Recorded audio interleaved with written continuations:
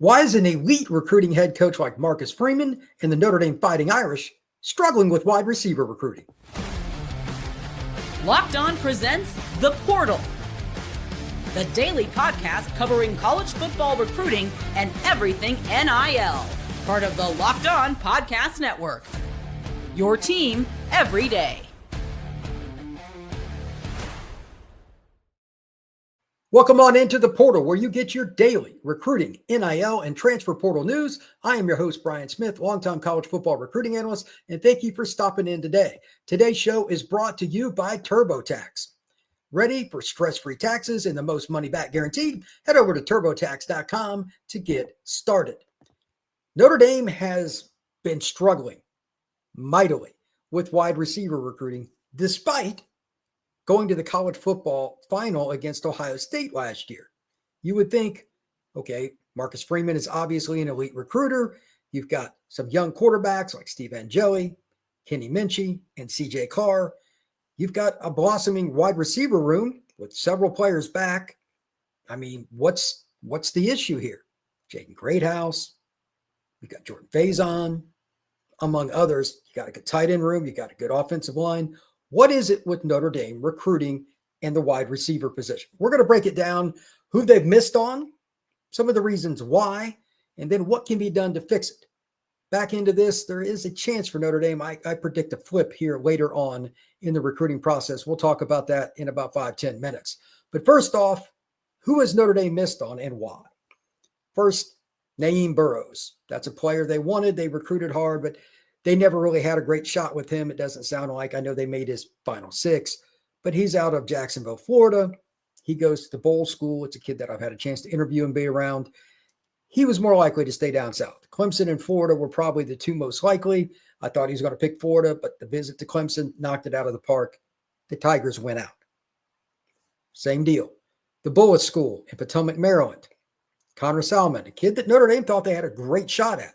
Speedster, another kid like Burroughs, could really, really run. He selects Clemson too. The Clemson Tigers are done. They're taking two wide receivers. That's it. They're done at that spot. So at least if you're a Notre Dame fan, you don't have to worry about going up against Clemson anymore. They've already made their rounds at the receiver position. But those are two guys they really liked, and they actually thought they had a great shot at Salmon in particular. They don't get him. And that's not all. There are other issues as well. While they do have a really good receiver committed, and ironically, it's Faison's younger brother, Dylan, they also don't have anybody else committed, especially a big-bodied guy. We'll get into more specifics about size momentarily. But the one commitment they have, I've seen, he's really good, and I think he's underrated. He's also, like his brother, a five-star lacrosse player and will play that sport as well at the University of Notre Dame. South Florida player. He's used to going against really good competition, plays with SFE, 7-on-7. So that's a good start to recruiting. But the misses right there hurt, and there's others as well. And we don't have to go down the line completely, but Notre Dame losing kids before they even get OBs for guys they thought they had a good shot with at some point in the process has made some Notre Dame fans a little bit anxious. Mike Brown didn't finish last class very good. He's the receiver coach at Notre Dame. We can talk about them a little bit too. They got some good players, but they didn't sign an elite receiver last year. So this is, let's be honest, a culmination of the 25 class and the beginning of the 26 class, especially, again, that big-bodied, down the field, dominant. They don't have anybody like that it looks like they're going to get. And I think Notre Dame fans, especially coming off a playoff run, understandably so, are frustrated. I get it. There are a couple points here, though. We still have spring visits and official visits just for the summer. Just for the summer. Do not discount the fall and how the season goes in helping the Irish as well. And the ace in the hole is still Marcus Freeman. He is a tremendous one-on-one recruiter. He does a great job with families, moms, dads, head coaches, etc. He's really good at it. I've been told that by multiple people that I've spoken to face-to-face, and other people in the industry agree. Like, this has a chance to change. It only takes one guy at the receiver position to really make it different. So we'll see how that goes later on. But again, I'll get into that a little bit later. The kids that I think that are most important that they've been in on, Kaydon Finley, the kid out of Aledo, which is basically Dallas, Texas. That young man is a carbon copy of Jaden Greathouse, the guy that went nuts against Penn State and Ohio State. That's the kind of player that they would be getting with him. But they're going to have to battle Texas and Texas A&M. The Horns have the last visit on June 20th. That's really hard for a kid that is from Dallas. The only thing that they can sell if you're Notre Dame, Texas, the 3 receivers they just signed in the 25 class are probably all NFL guys. It's going to be harder to break through. Notre Dame most likely has an easier path to playing time. We'll see if that matters. The kid that I'm fascinated with, because I met him when he was in 8th grade, going into 9th grade, Brayden Robinson from Red Oak, another kid from the greater Dallas area. Holy cow, can he run? He's one of the fastest players that I saw all that year, and he hadn't even made it into high school yet. With that being stated, it's his turn now. He's going to be a senior in the fall. Ohio State, Miami, Notre Dame are some of the visits that he has. We'll see what other visits he takes. Slot receiver, but he could also be a return man. You could use him a little bit in the backfield. Just an electric player.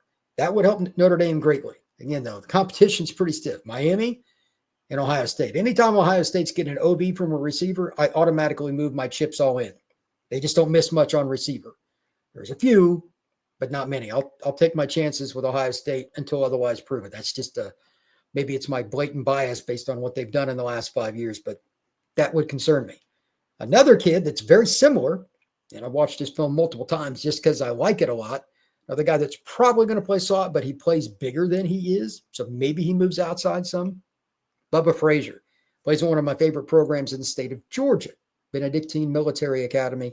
That is a big-time program in Savannah. They have very good discipline. The kids there live a different life. I mean, it's a military Catholic institution. Like, it's not your normal day going through class there and everything. You're getting up 6 a.m., doing things differently. So the personality fit would be good for Notre Dame. But he's not a big body guy. He's not that boundary receiver. We'll see if Notre Dame ends up with anybody like that. And that brings me to this point. We'll see if they get Brian Williams Jr. on campus. He is, ironically, Noah Grubbs, the quarterback commitment for the Irish.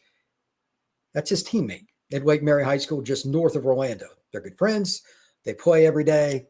They're at the same high school. You would think they'd at least get an OB. But Notre Dame just recently offered. This one's in flux. It's too early to say any one direction, but I know Brian a little bit. He sent me his list of the visits he had updated. And, of course, this can always change as well. Florida, May 30th. Vanderbilt, January 6th. Syracuse, January 3rd. Or, excuse me, not January. June 6th and Syracuse, June 13th. So, Florida, Vandy, Syracuse. We'll see. And he's got a long list of spring visits. Those can change around. Notre Dame may or may not get one of those. But let's see if the 6'4", 185-pounder ends up taking an OB to Notre Dame if they get him on campus this spring. If they don't get him on campus this spring, it's probably not very likely. That's the history. Follow the visits, but we'll see. When we come back, we're going to talk about a few other guys in the recruiting ranks that they're going to go after. But more importantly, Notre Dame has a chance this upcoming season to flip it.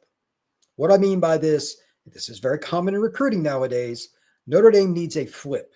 Can they get one? We're going to talk about that next here on the Portal Podcast.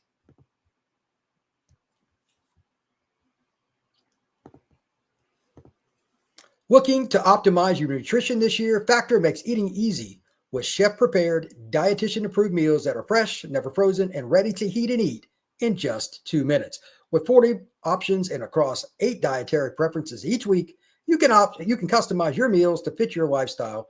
You can be calorie smart, protein plus, keto, whatever it is that you're into. Factor even offers wholesome smoothies, breakfast, and grab-and-go snacks all day long. I love how Factor takes the stress out of making meals difficult. I've been losing weight, and I've been doing things differently. Planning meals is not easy. This is a great way for you to get a little bit faster at your day and getting into your routine with Factor. Here's another thing. The convenience is also unbelievable. So not only is it no prep, you're going to have time to do other things that you want to do throughout the day whenever you want to do them. Eat smart with Factor. Get started at factormeals.com/LockedOnCollege50 off and use code LockedOnCollege50 off to get 50% off your first box plus free shipping. That's LockedOnCollege50 off at factormeals.com/LockedOnCollege50 off to get 50% off plus free shipping on your first box. Notre Dame did not shy away with their schedule in the 2025 season. And the first weekend, they're actually going to have the Sunday evening slate to themselves along with the University of Miami because they're playing them on the road. One of the things that I've learned about wide receivers in particular in this era, it's the most high maintenance position to recruit. It's not really that close. A lot of those kids want to be in the spotlight, etc. They also watch a lot of football too. They want to see who throws the ball, who has success in it. Well, you're playing Miami right off the bat on the road, down in the same stadium where the Dolphins play. Beautiful stadium. They're going to be the national game. Well, what if Notre Dame comes out and throws the ball around and makes it look good? Fair or not, wide receivers want pizzazz. They want a little shine. And I'm being very kind with that. It's probably more like they want to be featured. They want to see that you're going to throw the ball, take chances. Now, Notre Dame did a little bit of that when they got behind against Ohio State, and they did it in some other games here and there, but they were primarily a run-first team with an elite level of running back, and Jeremiah Love, Jadarian Price, and of course, quarterback was an elite runner too, so that kind of helps. But they're shifting their offense this year. I don't know which quarterback it will be. They've got a big battle getting ready to get started. Is it Steve Angeli? Is it CJ Carr? Is it Kenny Minchie? Is there going to be a combination of players? There's a lot of things to figure out. They need that quarterback to make good decisions and highlight real kind of plays. Even if it's a 3rd down and 3 and they just throw a bullet that gets 10 yards, they need plays that go on all the major networks, Fox and MSNBC and ABC and everybody else running different things, coming out there with the highlights from the football games. Here it is. Notre Dame threw the ball, not just Jeremiah, not that Jeremiah Love playing well is a problem. They should obviously get him the ball any way they can, throw it to him as well. But they need receivers making game-changing plays. And it's a little bit sneaky, but Notre Dame's receiver group is going to be one of the best in the country at the top of the board, in my opinion. I just don't know if there's going to be any depth. And they've got a lot of guys out this spring, so it's going to be difficult for the receivers that visit Notre Dame this spring. This is the reason I bring up some of these early games to make it happen. Malachi Fields doesn't enroll until the summer. He's the transfer from Virginia, the big body guy they need, 6'4", 220. He's got over 100 catches the last 2 seasons at Virginia. That's a really good football player, but you're not going to see him this spring. Also, you're not going to get any reps with him for your young quarterbacks. Faison's a guy that's got lacrosse. He'll do some things with the football team, but he's an established player. He'll be a junior. Probably not going to compete much in the spring. We'll see what happens there. You've got Greathouse. He doesn't need the reps. How much or how little he competes in spring, I'm not sure, but we're probably not going to use him much either. But those guys in the fall, one way or the other, they've got to make immediate impacts to help recruiting because right now they're just struggling. They need some shine. They need some guys to step up game one. And it doesn't stop there either. The first month or so of the season and just past it, plenty of opportunity. Game 2, after a bye week, after they play Miami, they come home to play A&M. The Aggies, that'll be a big game. That is the opening game in Notre Dame Stadium. I would imagine there's going to be a lot of eyeballs on that. They need to throw the ball more in that game too. You'll have a ton of recruits at that game. Some of them receivers. Some of them might even be on OVs. They have to be able to dictate to the Aggies and not just with the run game. If it's 4th and 1, it's okay if you run the ball, get a first down. I'm okay with that. I get it. But to change the perception of Notre Dame recruiting and what's going on at the recruiting or the wide receiver position, they've got to be able to throw the ball and throw a dart. The perception right now in Notre Dame in the receiver position is it's pedestrian. That's my opinion. That's not, I haven't had anybody tell me that, but that's my opinion because I just don't hear receiver recruits mention Notre Dame very much. You want to change it? You got to prove it on the field. Receivers are very fickle. They want proof. They don't want to hear what you're going to do. They have no interest. They want to see it. And every school that throws the ball out, you see them get more visits. Texas. See a difference at Florida after you get DJ Lagway and you start throwing the ball deep? There's an example. SC's kind of self-explanatory. Ohio State, self-explanatory. Teams are struggling more with it. Penn State, Notre Dame, Georgia. Some of these schools are really good, but these kids, more than winning, they want to have the chance to go to the NFL. You have to throw the ball. It has to be a focal point. We'll see if Notre Dame can do that in those games. And they also They're not done there. They go to Arkansas a couple weeks after that. It's not a great team, but it's an SEC game that might be a night game. That's important.